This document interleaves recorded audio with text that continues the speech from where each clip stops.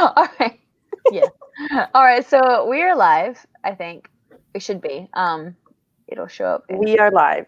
a moment, but we are. There we go. Okay. So I'm gonna go ahead and mute mine. Me too. Sweet. All right. So this is the live show for our August read for the Green Ribbon Book Club, Heroine by Mindy McGinnis. It is a book about opiate use and heroin use, and how that escalates. And we chose it because I already forgot the reason why we chose it. We chose it because there was an awareness week during the month of August for, I think it was overdose awareness, I believe.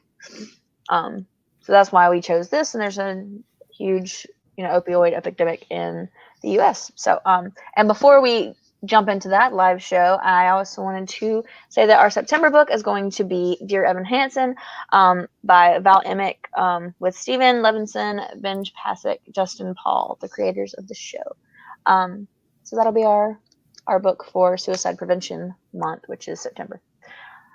So, would you like to introduce yourselves before we get started? Sure. My name is Sarah. My channel name is Novel Serendipity. I have been with Kate for the Green Ribbon Book Club for quite some time now. But yeah, it's fun. And Kate needed help, and I said, hey, I'll help. And then Katie had the same idea. So on to you, Katie. I feel like a newscaster. No, I don't have a YouTube channel or anything. I'm just like strictly on Twitter. And I was watching Sylvia's video about, I think it was small booktubers.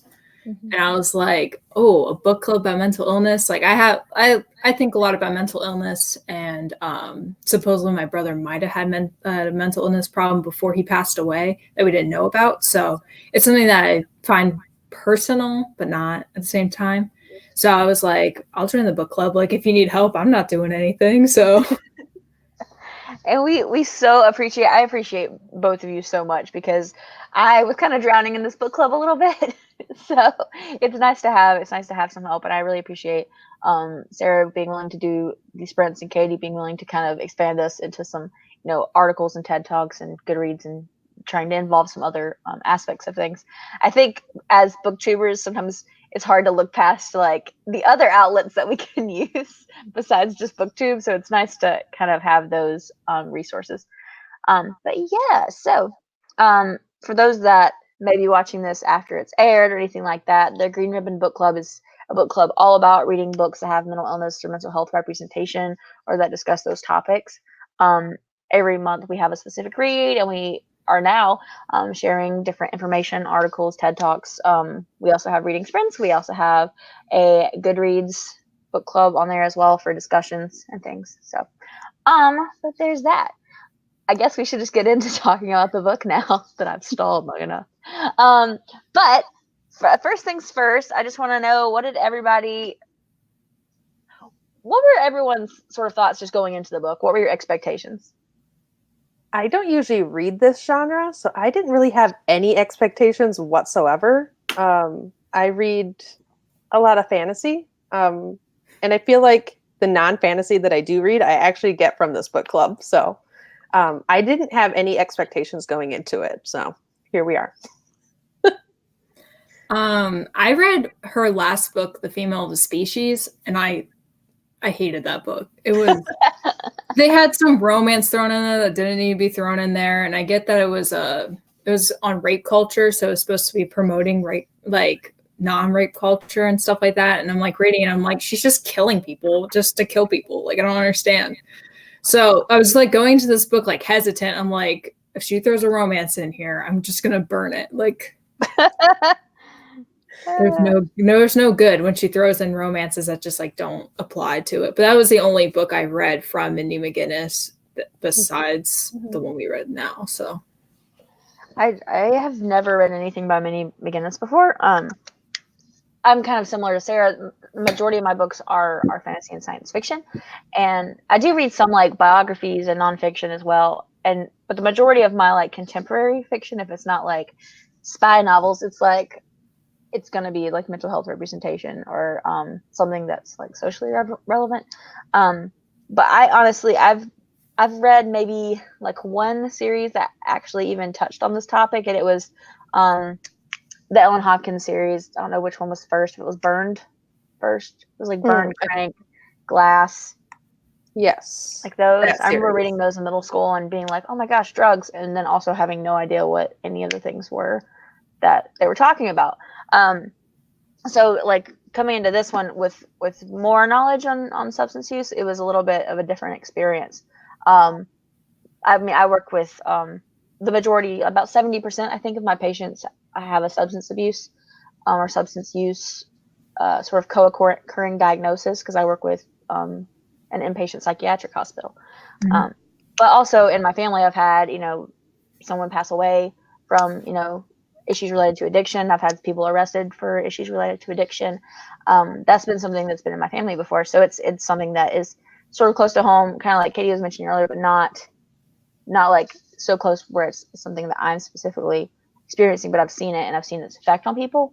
But I was kind of nervous because I don't think, read something in like a novel form, because even Ellen Hopkins is written in poetry. You don't quite feel, you get the emotions, but you don't have that step-by-step, play-by-play like you do with like a novel, especially if it's first person like this.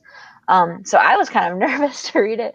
And also I'm scared of needles, and like it's heroin. So I was a little scared about that. But so there's that. That was my sort of expectation going in. And even so, the people that I work with, the addicts in my in the hospital where I work, most of them, it's not heroin. It's usually methamphetamines, crack, cocaine, alcohol, things like that. So I don't really know much about heroin, so this was kind of an eye opener a little bit in that sort of sense. But so let's just jump in. How did you think that the substance use representation was in the book, just generally? I don't know much about substance abuse at all. Yeah. But from what I do know, it seemed really realistic. Like the stages that the main character took, it started off as medication for an injury, and then she took it when she didn't need it to, and then one drug led into another drug, and it all seemed very realistic to me.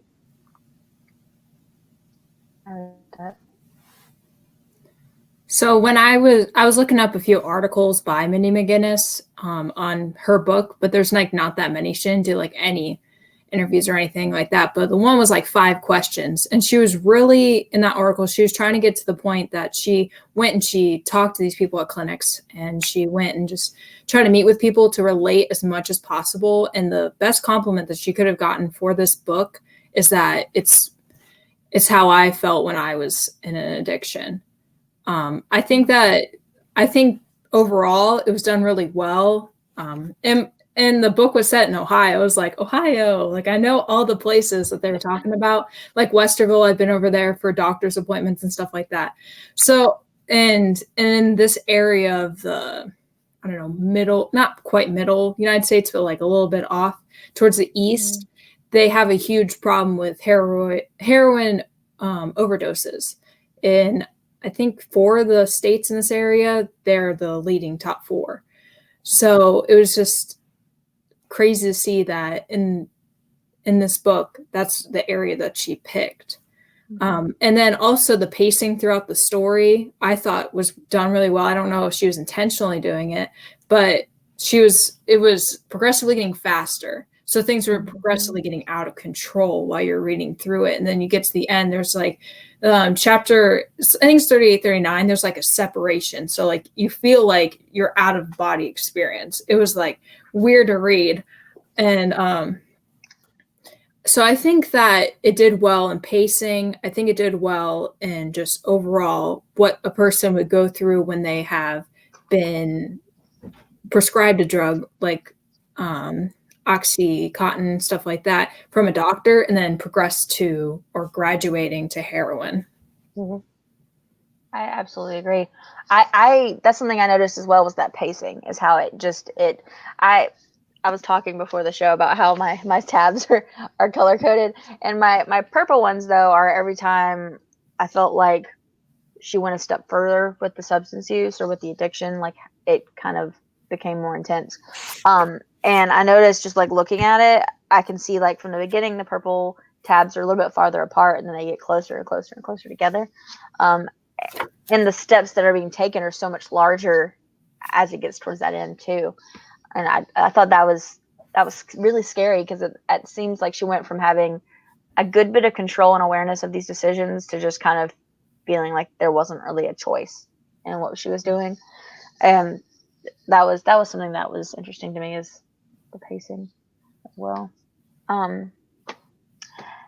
And I thought something interesting with this book is that it didn't only give us sort of her perspective, but it also gave the perspective of other people that were dealing with the same thing. We might not have had like as much perspective on them, but we did get to see, like Josie and I can't remember either of the guys' names right now. We have like Luther and then Derek, I think, were the other two. Yes, I know Luther. I totally couldn't remember anything Derek's name at all. But yeah, and then it was. Yeah, they're just the basic dude names. I don't know. And then they had the Edith. Yeah, Edith. So we had other people that are dealing with addiction, not just our main character, whose name I legit just come up, Mickey. We didn't just have Mickey, but we also had these other folks, and we kind of saw people at different levels and different reasons for starting to use things. And then we also had a recovering addict in the book with Mickey's stepmother. Yeah. Yes. Which I thought that was kind of nice to see, having so many different viewpoints. So I did want to talk a little bit about those other viewpoints, and if you think that they added to the story, or if they made it, more disjointed, things like that. How did y'all feel about those? I feel like it added to the story, and I think Mindy McGinnis did a really good job at having all those different viewpoints and all those different characters dealing with basically the same addiction, but in different ways. And I felt like the way she wrote it, it didn't make it too overwhelming. Like if you're dealing with or reading about 5 different characters, all with this addiction, you think it would get like really overwhelming to read, but it was actually really easy to read. And then the fact that she even added a character that's kind of not healed, but has gotten through her addiction. She's still fighting it day to day, and she's the one that kind of sees the signs first. I think it added a lot to the story, and it made it even more believable, just because we're not just dealing with the main character with this addiction. There's other people that she's around, and she's kind of feeding on all those other characters. And I don't know, the way it was written, it was really smooth. And you wouldn't think with all those different viewpoints that would even be possible, but Mindy did a really good job. Yeah, with like each character was in their own character. And I think it was interesting how she did Edith as like an old woman getting all these pills and stuff like that. But like I've seen multiple different types of media that have done this, like through movies and films, and movies and films are the same thing, but through TV shows and stuff like that, where you have these older people getting drugs and then providing it so they can make money to like live off of or whatever they needed. But with like Josie, you see someone who really, like the main character said, was smart and had a lot going for her, but she had family problems. So like her mom was what do you want to call her? Professional divorcee. Is that a word? Like, divorcee? Yeah, a gold digger or whatever. Yeah, that's that's probably the better way to say it. I mean, that's what she was. And and it's just, you see that, and her sister was the same thing, and it was talking about how she looked up to her sister in a certain way, and that could have led her towards drugs and like stuff like that. And then you had like Luther, who also was in an accident. I think he messed up his leg or something like that as well, or his knee. And then Derek's just there just to be a part of the crowd. Like each person, it's very relatable stories of what you think about addiction and how they lead in towards addiction. And then with the stepmom, one of the quotes that I really liked was when the mom was talking to her about how she was pregnant. She wasn't going to take any pills because she didn't want to get re-addicted. And then her mom was like, no, Mom said, popping her coffee open, because now I respect her. Like, Yeah. And then you have Mickey at the same time being like, but I'm doing all that stuff. Like, but she didn't quite catch it at the beginning because it was like the start of it. She was thinking of it towards her sport. Like, I'm doing this so that I can get back into my sport. But in actuality, by the end of it, it was just like there was a need for it. Absolutely. So I think that each of the characters were done in a relatable way, and they were done very well. And then like the parents not knowing it. Yeah. I feel like we should definitely talk about her mom being, she's a doctor. She's a like midwife, yeah. Yeah, and OB-GYN then her stepmom who's dealt with the addiction herself. And in truth, both women should have seen the signs.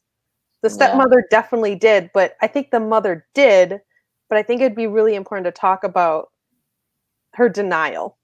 Because there were definitely different steps of denial. And like she's basically been trained to be able to see these signs, but it was her own daughter. Yeah. And it's hard if it's someone that's close to you to see the signs, honestly, you know, because you're used to looking at them as like, hey, this is what they look like. This is what textbook tells me they look like. This is what my, workplace tells me that they look like. But then when you put your daughter's face on that same idea, it just doesn't click, for us, for a lot of people. And so I feel like that's got something to do with it. And also I found that, you're not going to have this particular situation in most cases. Mickey had somebody that had been through it, and she had somebody who is a medical professional, like in her life. Well, most people are not going to have those, those kind of people. Some people even have enablers in their family that kind of, encourage this behavior or have kind of mirrored or, kind of shown this behavior, and that's where you learn it from. So like in Josie's case, she has a mom that doesn't notice, and that she has her sister that is totally encouraging it, showed her how to shoot up, So it's interesting to see the different situations as well as the different reasons kind of in their personalities. You're going to hear me say this several times, but my orange tabs in here were like things that told you something about like a person's character outside of the main character. So every time it was like, oh, and she looked up to her big sister. Oh, and he, every time he talked to someone, it was about his sport. So his sport came first, Anytime there was something like that came up, I marked it with my orange tabs. And same thing with Edith. I thought it was really interesting in the way that they describe Edith as needing someone to care for. And it's just a shame that she had to keep people sick to do that, Well, she had a crazy story in herself. Like her whole family died in a fire. Yeah. Yeah. So it's a lot. Gosh. And so it's very interesting, like her relationship with Josie. Like you could definitely tell that she was like, this is going to be my granddaughter now. Like that's just how it is. Where there was other kids like Mickey and the two boys that were always over at her house too. But you could tell that she cared for those three in a totally different aspect than how she cared for Josie. And it's almost like Josie's her granddaughter and they're her granddaughter's friends. Yes. Yeah, that's exactly how it was. And I like, is it something that I missed as to kind of why Edith kind of took Josie in? Because I feel like that's like a really important aspect of the story probably, and it might have just gone like right over my head. She was just kind of there because Mickey went to Edith's house to get more pills, and then Josie just like walked in and was like, "Hey, need some more too." Yeah, because like it was before the story that this relationship was already formed. Yeah, I feel like it might have added to like Edith's love for Josie. Like it might have added to the story a little bit to have that maybe explained somewhere.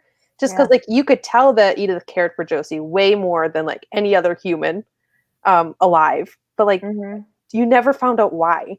I just assumed that maybe Josie was the next person in her life that she could care for. Yeah. Maybe she's like the first one that showed up. Yeah. And she just happened to happen there. Yeah, and the fact that she makes Josie go to like funerals with her, of the people Yeah, that it's like an actual like daughter or granddaughter. Like yeah, you it's have like to go to these. she wants to play family almost with her.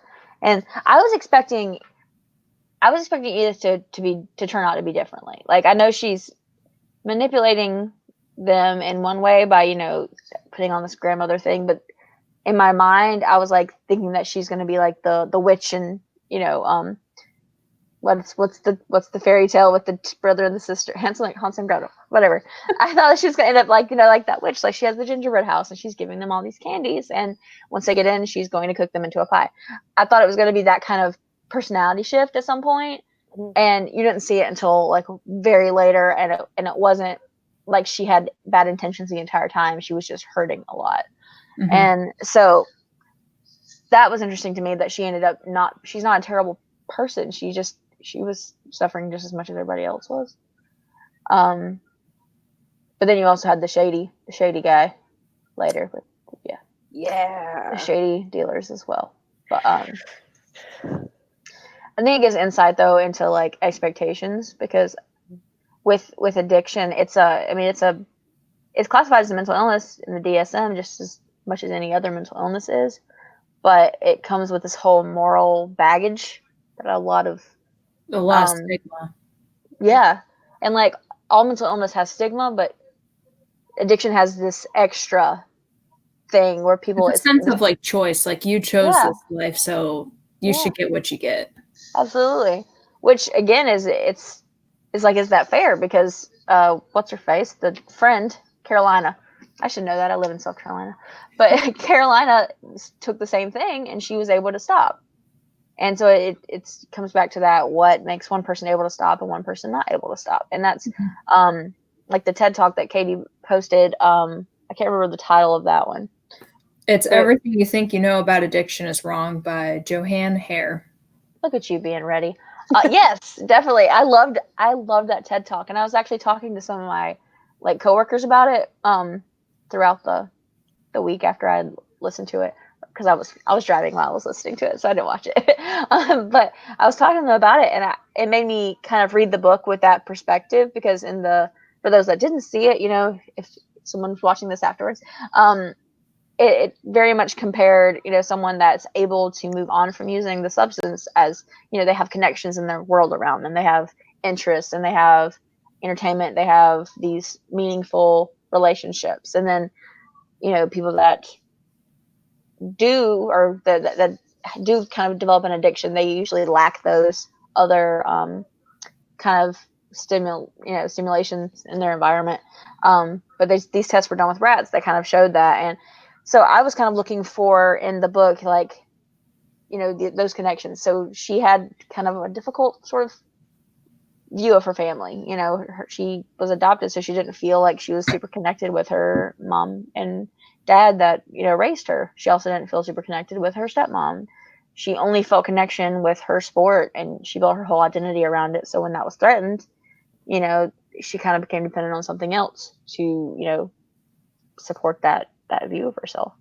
And then I tried to look at that versus Carolina, who had like, outside of, softball, even though softball was important to her as well, she also had more rich family life, it seems like. Mm-hmm. But that was just kind of like my view of that part. But, Definitely. I talked a lot just then.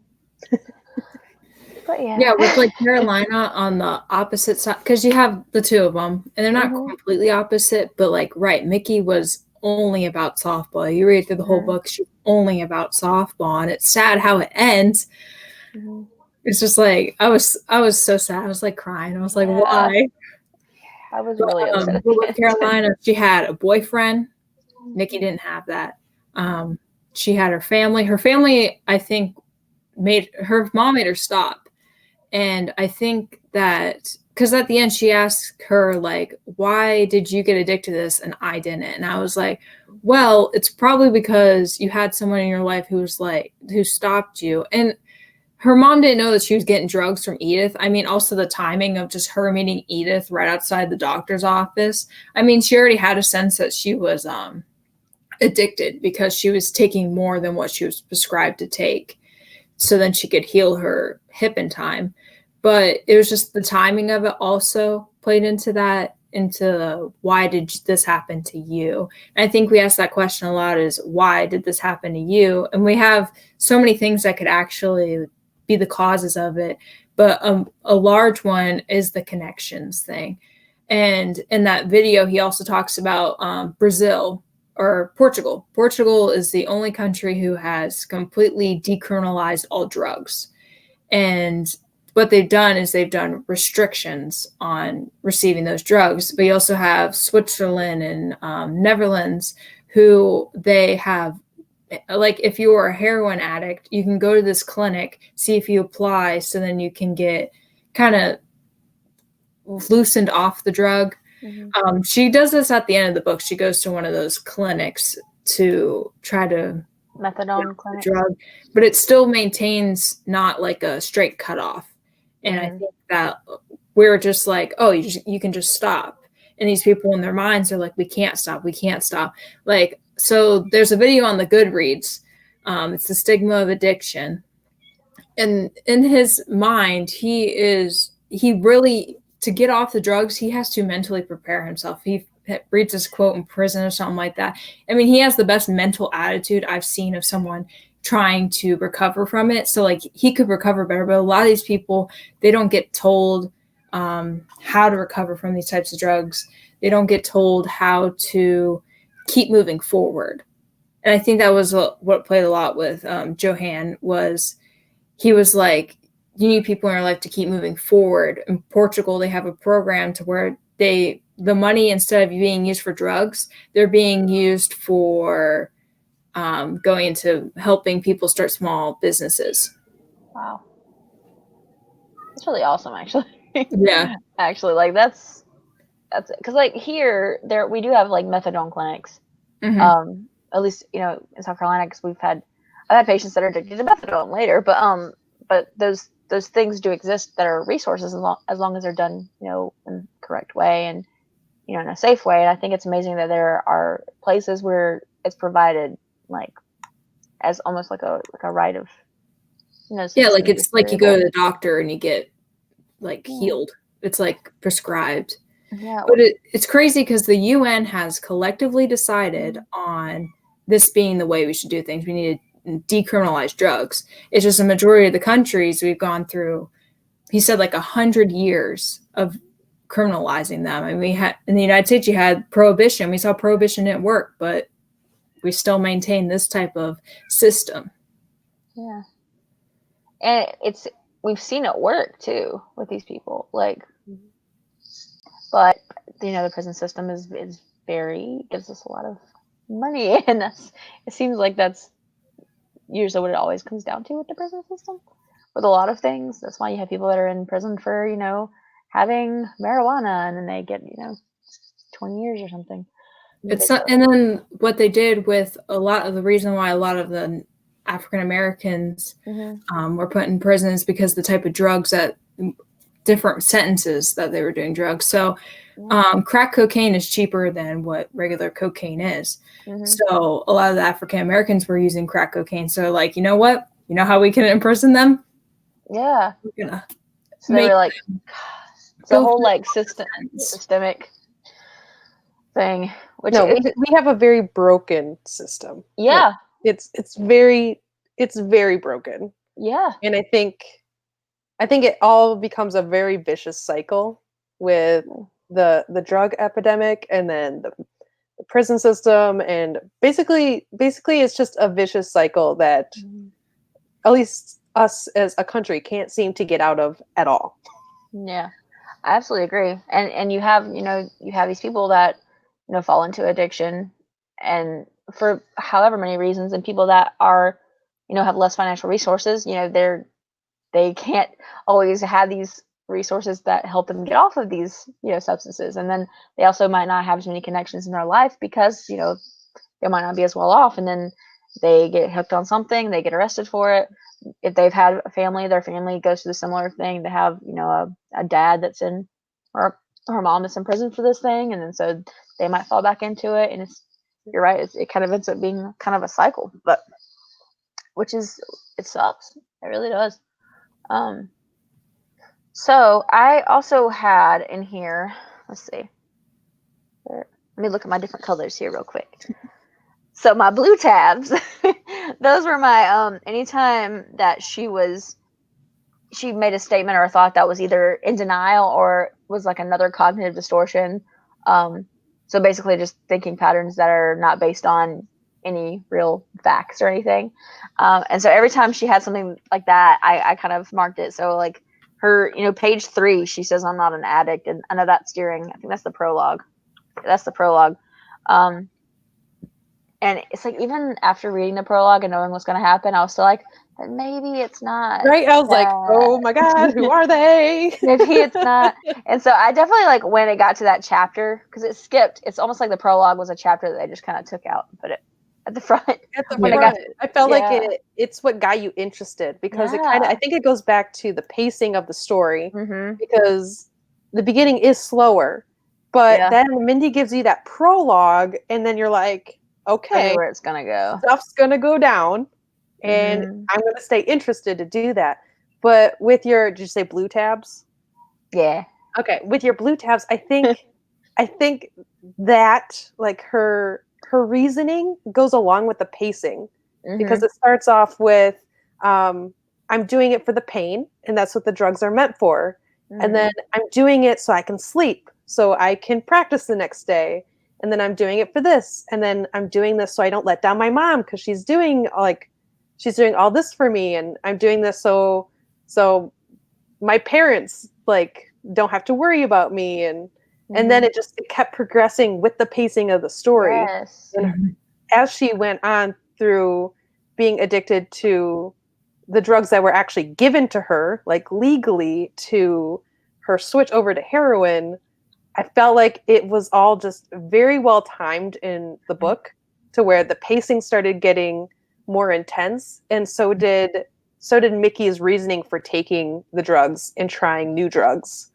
Yeah. But I mean, her reasoning, like, it made sense, but like, it didn't make sense. Yeah, and that's part of that, like, honestly, those kind of cognitive, when I say cognitive distortions, that's kind of part of those, like, once you've decided something in your mind, and you're going to use any evidence that is in your environment to sort of back that up.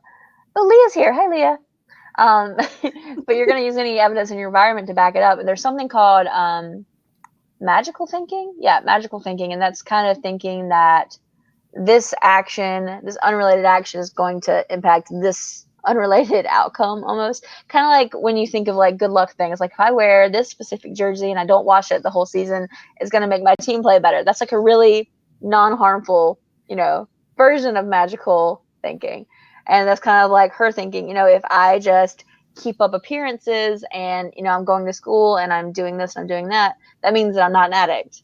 And it's like, these are two unrelated, I mean, obviously, people in her mind that are addicts aren't able to do these things, but that's not going to keep you from being an addict. Like, you can't really stop that just by having this, sort of, I guess, structure in your day.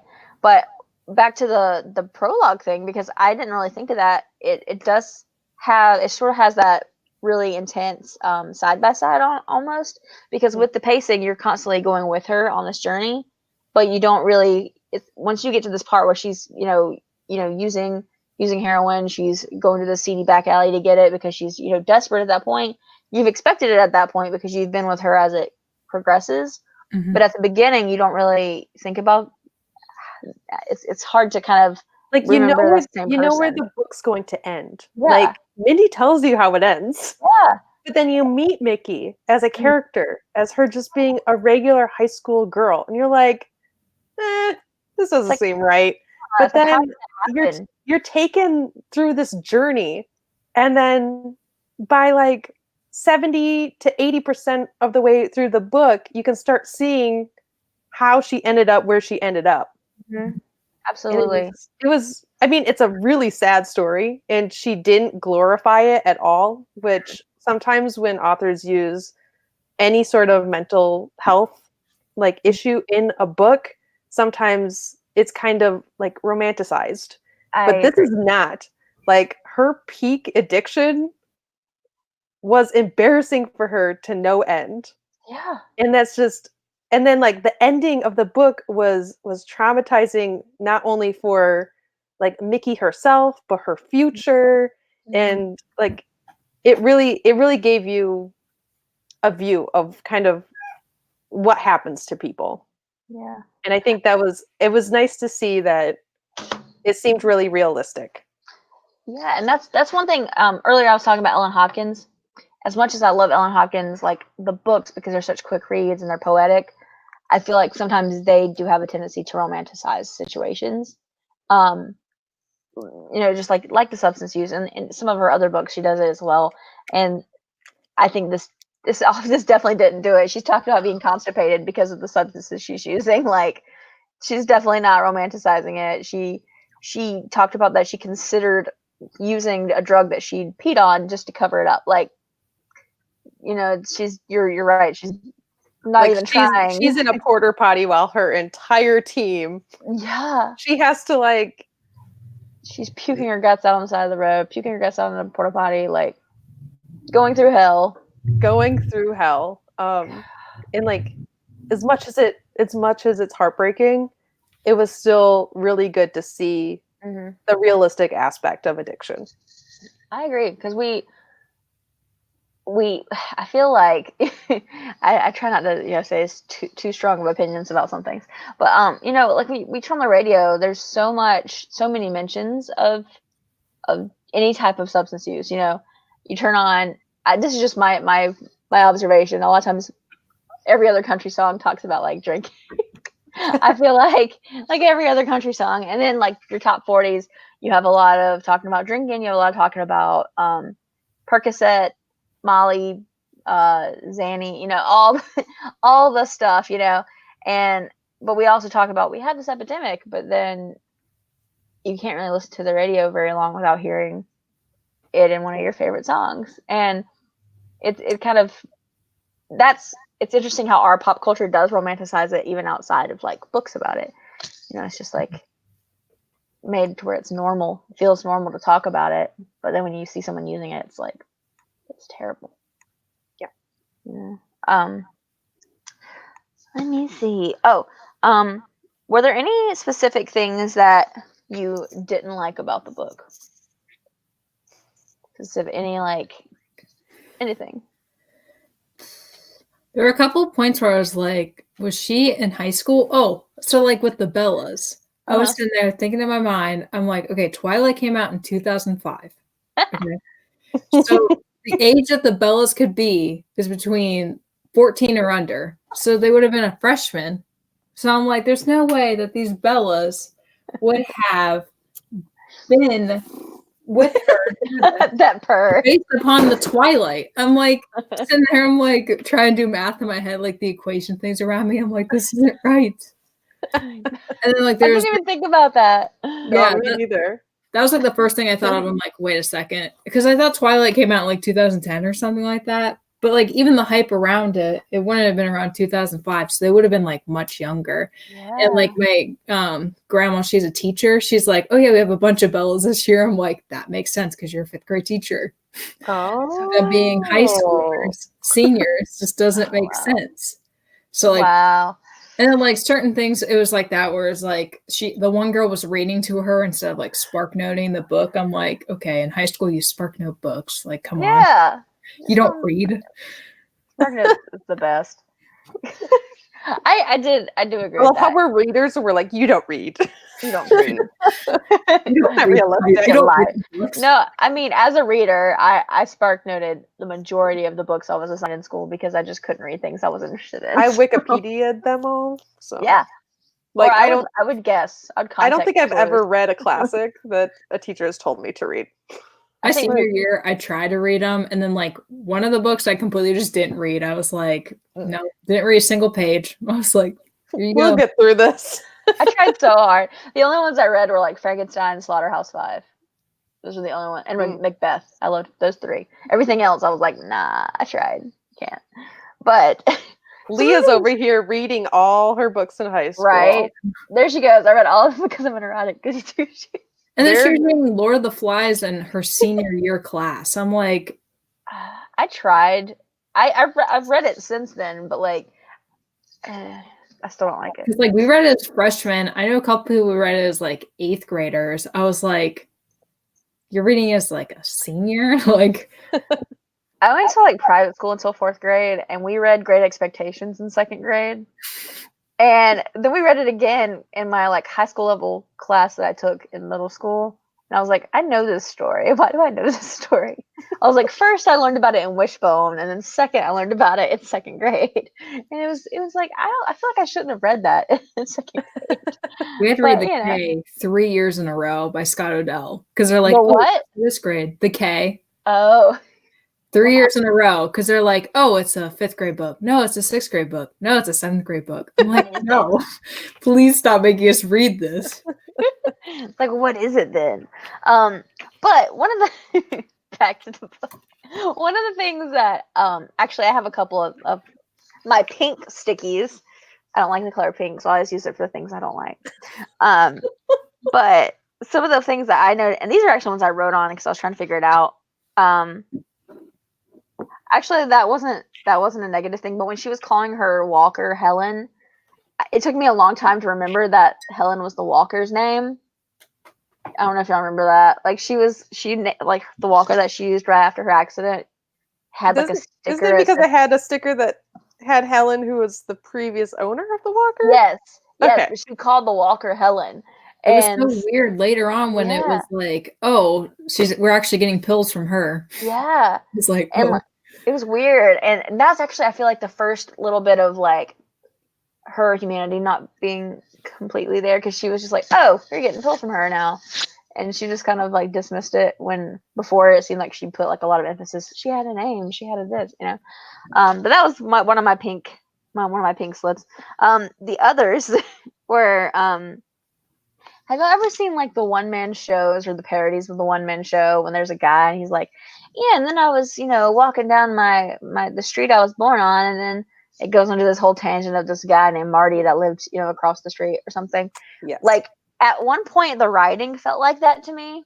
Like they would go to these little tangents of her past, but the way it was worded made me feel like it was a one-man show. Well, no, I can see that now. I didn't see it while I was reading it, but while you saying that, I get it. It was a weird thought. I don't know. And then, that should have been a blue sticky. Okay. And then my last one that was like pink slip for me was that she kind of had this like almost like not like other girls thing about her at times. Not all the time, but like at certain points.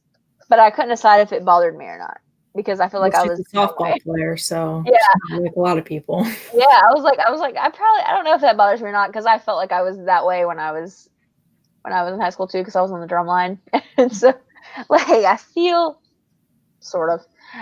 I feel like I understand it. But. Yeah, kind of playing off that. I think the only thing that I didn't like was it was kind of that like not like other girls. Mm-hmm. But at the same time, it was like other girls, because like it was always emphasizing how she was second to Caroline. Yeah. Or Carolina. What is her name? Carolina. Okay, thought so. It's like she was comparing herself to people a lot. Yeah, but like at some point she's like, "Oh, I'm good on my own," but then in other aspects she's like, "Oh, I wouldn't be who I am without Carolina." Yeah. And it was like, I'm not like other girls, but like at the same time, it's like, oh, well, I wouldn't be me without her. Like, yeah. So like, I didn't like how it kept flip flopping. Mm-hmm. Yeah. And like, I don't know. I felt like that was the only aspect of the book that I didn't really like. And it was that like, I feel like Mindy couldn't make up her mind if she wanted Mickey to be like super awesome or like just Mickey. Like, I don't know. It felt weird at times just because it kept going back and forth. Mm-hmm. And I can kind of, now that we're talking about it, I feel like I'm understanding certain things, like why certain things were done the way they were. Because like, it seems like she has confidence about her abilities to do softball, like we talked about. But like that, everything that she sees, as being her is wrapped up in that. So anytime that's threatened, it's like, who am I? And then she becomes someone in a really vulnerable position, just like anybody that wraps their entire identity around something, like if it's a toxic relationship and you're this person is my everything, and then something happens and that relationship is no more. It's like, who am I by myself? And I feel like that's kind of part of it, because she talked about, the gym, I know that, but these kind of people, I don't know how to talk to them. When I'm around these kind of girls, I don't know what to say. And I don't know if that's just her self-isolating sort of, or, now that I think about it, that's what it kind of feels more like. She's kind of pushes herself into that certain type of box, I think. Yeah. But there's that. Were there what? Can we talk about God, what is his name? The gas station guy? Ed. Because I kept expecting him to I don't know, like play a bigger part. Yeah. But like he didn't. So when you first mentioned him in our little chat, you're like, I think Ed knows. I thought when I first read about Edith, I felt like he was gonna play a bigger role, but like I don't know. Like he didn't. It was just the news guy. I almost felt like, okay, so bear with me. When you said Ed, I thought at first that you were talking about Edith, because when I started reading, I saw Edith's name first, and I was like, maybe that was just short for Edith. And Ed, and I thought, they're kind of like,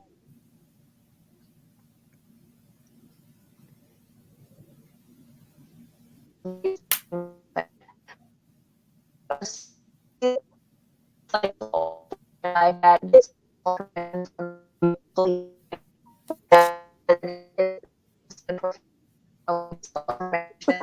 news, and these were people, and this person, and so I started thinking about maybe they're supposed to like contrast with each other, but I don't know. I could be a conspiracy theorist. I feel like a conspiracy theorist, but that's Ed and Edith. It kind of feels intentional now that I think about it. It almost feels like there's supposed to be two contrasting figures in the story. But like, if that was true, wouldn't he? Don't you think he would have played a bigger role than just? I don't know. This person died, and this weekend this person died, and I think it's almost like what could have been. That's my character. Like, I think it's like a what could have been situation. Like he watches the obituaries for people that have gotten, basically lost in their world, and whereas Edith watches it because she wants to know who of her supplies are gone. Like even if he didn't play a bigger role, I would have at least liked to see him maybe notice that Mickey was changing, because he saw her every day. Yeah. And I feel like someone that sees someone every day, even if it's just for a cup of coffee every morning, would notice something. But even knowing he was listening to the news and basically being the first person to realize like who's dying of what, every day he would see something, but he saw absolutely nothing. And I don't know. Maybe I just wanted higher expectations for his character. That's understandable. Sort of has like a sense of reality for her. So there are certain times, like there's discussions, like there'd just be a random one who's like, oh yeah, this kid overdosed. And she's like, oh really? Like it was just kind of, he was there. I don't think because he wasn't there by the like majority, because she wasn't really associating with him. She wasn't going and getting that crappy cup of coffee that he has or whatever. But whenever he like talked to her, it was always about drugs. It was always about, because like he talked about changing the light in the bathroom to blue so you can't see your veins and stuff like that. I sensed him as more of like a sense of reality for her that she wasn't quite connected to. Yeah, that makes sense. Totally. I guess I just wanted more is all. I have higher expectations for Ed. It's fine. I wanted the guy in the back alley more, but we didn't get him. True. I was trying to find, I have a blue sticky next to him at some point, and I can't find it now. All I know is back alley guy killed them all off, so. That's true. Yeah, and like, we never go back? Oh, I found it. Because okay, tell us about Ed.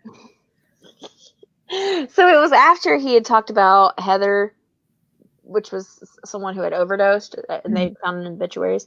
And she had apparently a kid or something. And then at the end, she's like, "But I don't have a little kid, so it's kind of different." That was one of my blue stickies because it's another way of her just being like, "Well, I'm different. I'm not, I didn't do that." But Who during says the drugs are same bad? time as she's using that as like an excuse, is I'm different. Mhm.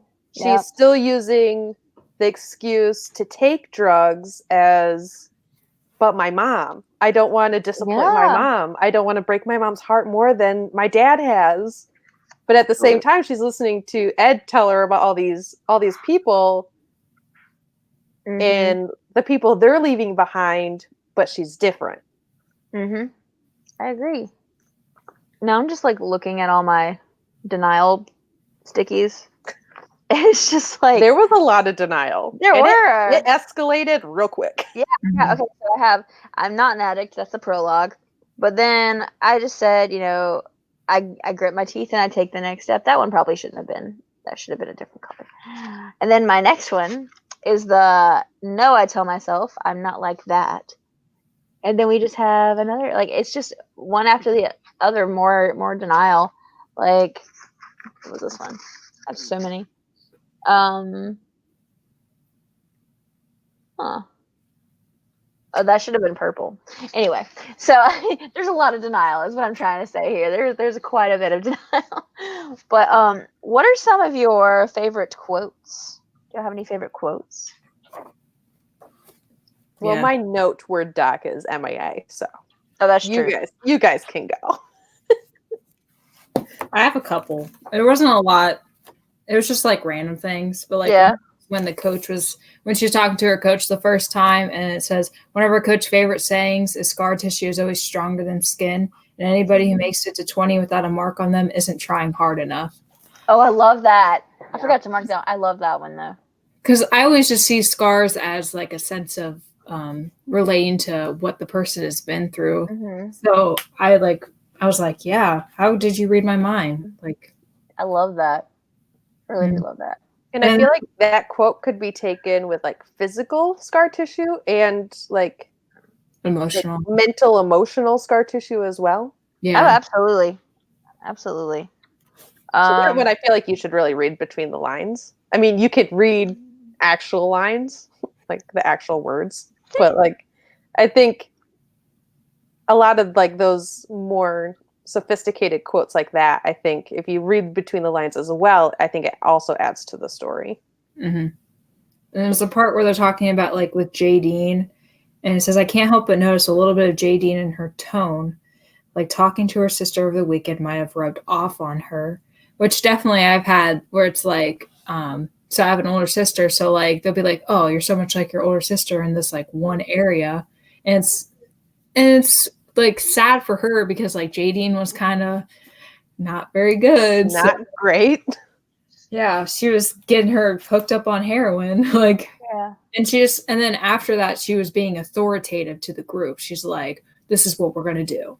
Like, and Jadine had that over top of her. That's why it had that rubbed off on her. Jeez. Yeah, that was one of the ones that I marked as like a character, like something that tells you something about her character, Josie's character, I guess. I like how you marked like this really inspiring quote in yours, and like my favorite quotes that I marked were like, "No, you're going through withdrawal, and you eat my vegetables," and I'm like, "What is?" I don't know what I was on. There's the one where she's talking to her dad and like, or she's talking to her mom and she's like, Mom's trying to make me stick things up my butt. And it goes, yeah, you too. yeah. I like died. That was one of my favorite parts. That was such a funny like dynamic, and the way her mother, I loved her mother. Like, no mom can be perfect and notice everything. She's working a job. She's a single mom, and then having a job where you deliver babies when you can't have babies. Like, she's got like a lot going on. That Your husband leaves you for someone that can have babies. yeah, someone young who can. Like, there's just like I respected the hell out of her mom during this. Yeah. Like, I really did. And then she was like, after whatever stepmom's name is. Devra? Devra. I forgot. That was a weird name. Sorry, any Devras watching this, but where you at? But like even after Devra accused Mickey of being an addict, and then Mom starts being like, how dare you say that? But then she's still, even though she's kind of hurt by that, she still considers it and starts looking and checking for those signs. Mm-hmm. I wanted her so bad to catch her when she was in the bathroom. In that one scene, I was just like, I wanted her to be caught so bad just so it could be over. I felt so. It was like I had a hard time reading this just because it just escalated so quickly. Yeah. And her mom, like her mom really is like amazing. Like she goes from saying like his new wife is, she's younger and she can do basically everything that I can't but want to I respect her for not taking painkillers when she's having a baby because she's an addict, and to help my daughter because I can't. Yeah. Like I think that takes a really strong human being to be able to, that humility. Yeah, to be like, I don't necessarily like you, but I respect you enough to help my daughter when no one else can. Yeah, she doesn't let pride get in the way of like helping her daughter, and that's awesome. Honestly, that's like a A+ mom. Hey. But which is interesting because like even though we want to say like why didn't she see it, it's she, you can't always catch that. You can't always catch things. Well, I mean, even the doctors, they were just kind of writing it off as like, you're a miracle. Well, like, I felt like her doctor knew, like during like the last or second to last like appointment Mickey had with her doctor, like the way it was written, like I feel like he totally knew. I was surprised, like when I was reading, I was surprised it didn't make her like do a drug test or something just because. But that's what I thought. That's what I thought was going to happen. Well, like, but then he's like, "Oh, good for you, bye." Like, well, oh, you're sweating. Because the area in which they were doing the X-ray, I was like, I don't think you can do X-rays when you're pregnant, right on top of your hip. Like, I just don't think that's good. Yeah. And it so I was like surprised that didn't happen. They didn't make her do a drug test or anything. I was like, okay. Yeah. It's kind of like that whole like they don't want to believe a certain thing. Kind of like with the Carolina thing when she lied about Carolina needing, I think was it an abortion? Yeah. Like so she talked about her needing. Her mom just went with it, didn't really look into it, and I think it's part of that. Just kind of she wanted to believe that that's what's going on. Yeah. And when her mom like found out that she was lying about all these things, and her realization and you lied about this, and was Carolina like ever pregnant? And I don't know, it was very realistic to like when she couldn't even dream of Mickey being addicted to any kind of drug to maybe Mickey is to Mickey has a problem, and then realizing everything since the very beginning, and it was kind of like a domino effect of things that should have been a light going off that just weren't. But like her reaction to it, it was very believable how yes, she supports her daughter getting better, but at the same time she still showed how hurt she was. Yeah, I absolutely agree with that. And I liked how there weren't any like perfect characters. There wasn't a single one. Even when like her mom was trying to comfort her, there's no, you're not going to eat my pin. Sorry, my dog is laying on me up here. Like even when she's trying to comfort her and she's, asks, was she ever pregnant? She said no. And she's like, oh my God, Mickey. Like, obviously that's not like the most helpful response to that, but also she's going through a lot too. Yeah, because it isn't just Mickey. Yeah, and like when Deborah's everyone around her. Absolutely, and like when Deborah's comforting her as well, like she eventually says something hurtful, so Deborah goes home. Yeah, she's like, because she has to take care of herself. She's a recovering addict. She's got to take care of herself too. So it's a lot, but I thought that Mindy McGinnis did a really good job of just showing so many different sides of it, and so many so many different people that are impacted by it. Because while we want to focus on the person going through it, it's a multifaceted thing. It's not just that person. It's, you know, their environment, it's people around them, it's the relationships they make. It's like a web of mess. But yeah. We're coming up on an hour. Does anyone have anything else that they want to discuss before we? Can I give this don't. one last quote Yeah, go ahead. from this book? Okay, it was Much better I was part reading than it and I was like, man, where does she think of this stuff? So this is the part where she happens upon the dictionary that Edith gave to her husband because Yeah. crosswords and stuff like that. And it's a paragraph, but it's all just like, so it says, Helen, you gave him a dictionary as a wedding gift. Weird. Still, I pulled it into my lap, fascinated by the heft of it, the tiny print inside and the seemingly endless, almost translucent pages. All the words must be in here. Every single one I've ever said and a million I've never used. In here is the right combination to tell my mom, to confess to Caroline, to come clean to my dad. If I knew all these words and could teach my tongue to say them, maybe I can make things right. I pressed it to me, hugging the book deeper into my chest as I curled it around me, willing the words inside of me. I loved that quote so much. I read that and I was like, ooh. Yes. And I think she referenced it like a couple chapters later too.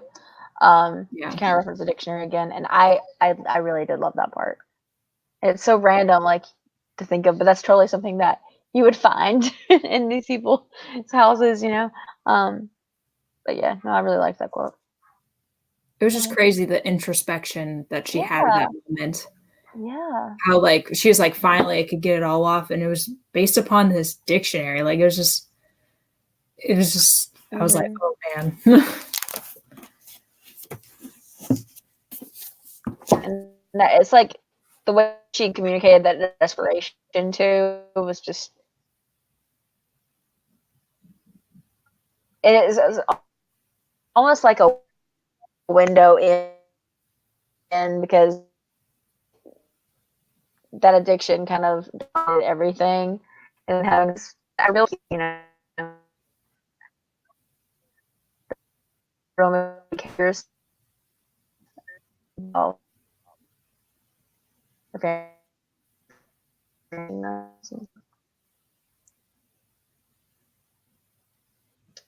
But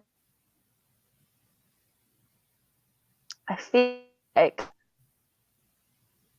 is there anything?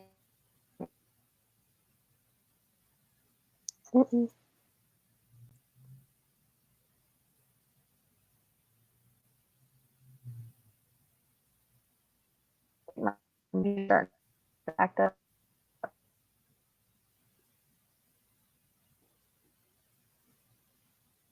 I think that's all we got, unless someone else has got anything. No, I don't have anything. We talked about Ed, and I wanted to talk about Ed. So Ed, Hear me? I'm good. I think Mindy McGinnis is definitely getting better as an author. Yes. Like, from the one book I read, we lost her. Kate went away. What do I do? What do we do? What do we do now? But yeah, I feel like she has to end the live too. Just sitting here, like, we are forever going to be live on Kate's channel. Come back for more in 10 minutes. See what happens. It'll just be us sitting here, my cat crying at the door. I could hear in the background. I was like, oh man, sorry. Oh, I have cats. I understand. It was weird. She was being like overly affectionate. I'm like, of course you are. My cats don't love me that much. I didn't think she did either, but now. But now. She just wants to be on camera, I think.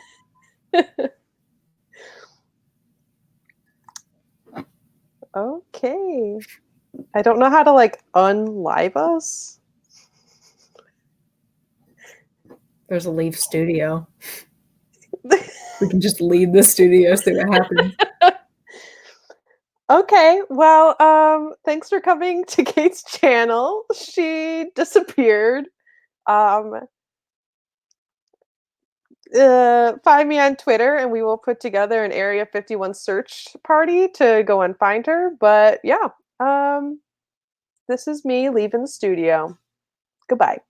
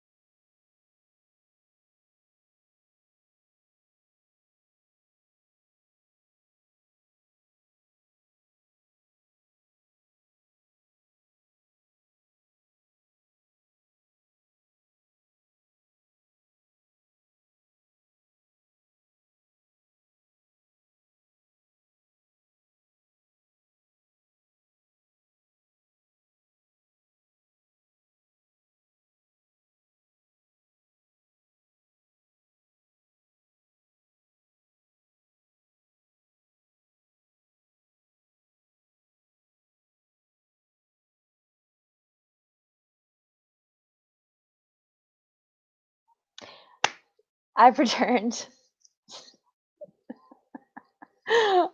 So thank you everyone for coming. Obviously, there was some internet trouble at the end there. I really couldn't hear anybody, so I hope I wasn't talking over anyone. If I was, sorry. But thank you everyone for coming to the live show. Thank you, Sarah and Katie, for stepping in and making this live show awesome and making this month awesome. Be sure everyone to pick up Dear Evan Hansen for our September read, and we'll have another live show at the end of September. So next time, hopefully the internet will be better and we won't have this whole fiasco. But yeah, so thanks for coming. Bye, everybody.